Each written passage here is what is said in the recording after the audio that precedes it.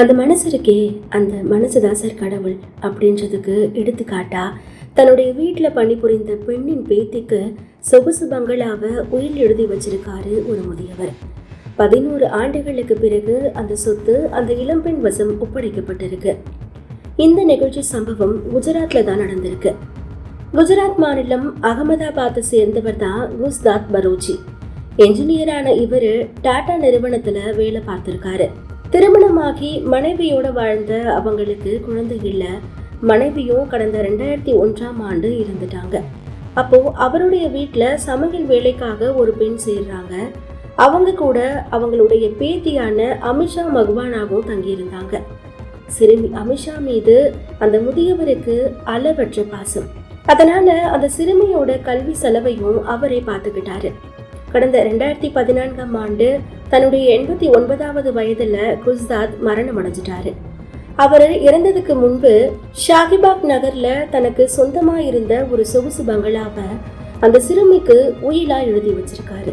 அப்போ அமிஷா சிறுமியா இருந்ததால அவங்க வளர்ந்ததும் அவங்களுக்கு அந்த சொத்து கிடைக்கும் வகையில அந்த உயில் எழுதப்பட்டிருக்கு.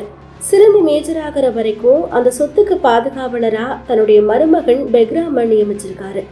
அவருடைய இறப்புக்கு பின்னர் தான் இந்த விவரங்கள் தெரிய வந்திருக்கு.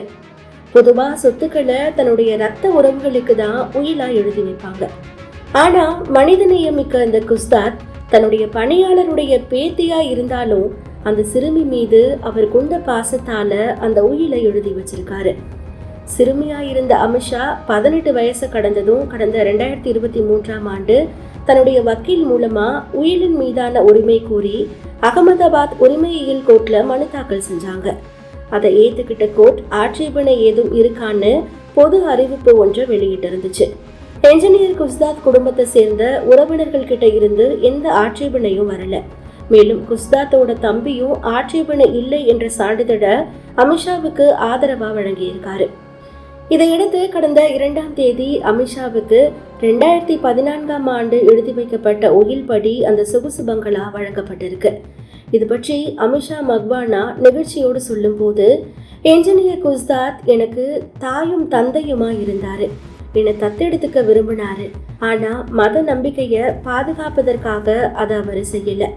ரத்தன் டாட்டாவை எல்லா வகையிலும் பின்பற்றினாரு. அதனால உயில் விவகாரத்திலையும் அவரை பின்பற்றி ரத்த உறவு இல்லாத எனக்கு இந்த சொத்தை வழங்கி இருக்காரு அப்படின்னு சொல்லியிருக்காங்க. சொத்து பிரச்சனையால அடிச்சுக்கிற உறவுகள் இருக்கக்கூடிய இந்த காலகட்டத்துல குஸ்தாத்தோட அன்பு, ரத்த உறவை கடந்த பாசம் இன்னும் உயிர்ப்போட வாழ்ந்துட்டு தான் இருக்கு.